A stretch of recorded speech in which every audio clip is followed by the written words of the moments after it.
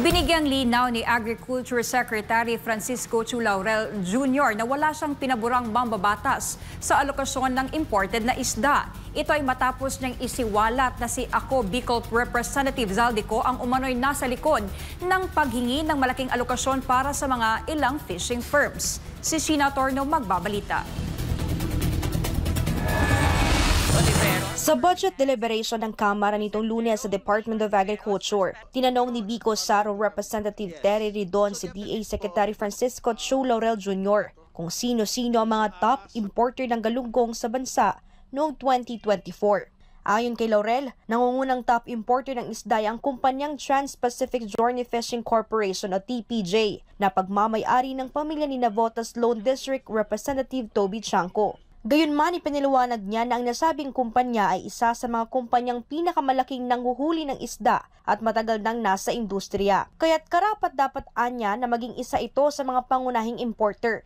Ngunit kwenesyon naman ng mambabatas ang kalihim kung bakit napagbigyan ang pamilyang Chanco rito.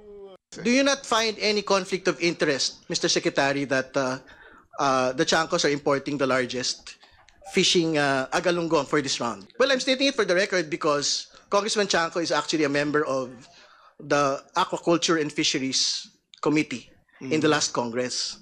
Hindi ba? So you did not make conflicts of interest checks.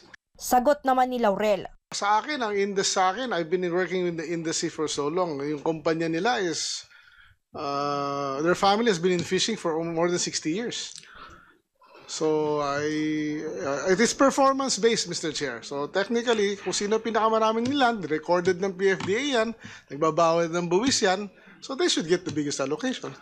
Sa pagdinig, binahagi rin ni Laurel ang mga nakaraang kaso ng importasyon ng isda bago pa man siya maupong DA Secretary, kabilang ang mga hindi makatwirang hiling sa alokasyon. Anya, may isang miyembro ng Kamara na nagpupumilit na humingi ng malaking alokasyon sa kanya. Bago ako pumasok, they were allowing unloading in private ports na kung sino lang maglista-lista. At ang rami kong tinanggal na listahan dahil maraming kalokohan. Sa totoo lang, nung panahon before my time sa importation ng isda. And ayoko nang sabihin kasi meron din isang congressman na humingi sa akin ng maraming allocation na hindi ko pinagbigyan ng isda. At ang pangalan nun, Zaldico. Matapos ibinunyag ni DA Secretary Laurel si Zaldico na nasa likod nito ay tila nag-iba ang mukha ni Representative Ridon. Sinabi ni Chu Laurel na humiling si Ko ng alokasyon ng katumbas ng 3,000 container ng isda para sa 3 kumpanya, kabilang ng ZC Victor Fishing Corporation na hindi nito pinayagan. Well, pinipilit niya kami mag-issue ng import permit while we already have a formula. No, which ito nga yung formula na lumabas and it is very clear na fair to sa scientifically, the data speaks for itself at kaya kong tindigan to. Sa ngayon, hindi pa naglalabas ng pahayag si Ko tungkol dito. Samantala sa media interview kay Secretary Laurel araw ng Martes, binigyang diin niya na dinepensahan lamang nito ang ahensya dahil sa pagkwestiyon ng mambabatas sa integridad ng Department of Agriculture. Sa akin kasi, parang lumalabas dun sa line of questioning is parang yung pinaboran ko ng ahensya ko na mabigyan yung kumpanya ni Congressman Chanco ng pinakamalaking allocation. Yun ang hindi ko naman matanggap dahil I am very strict.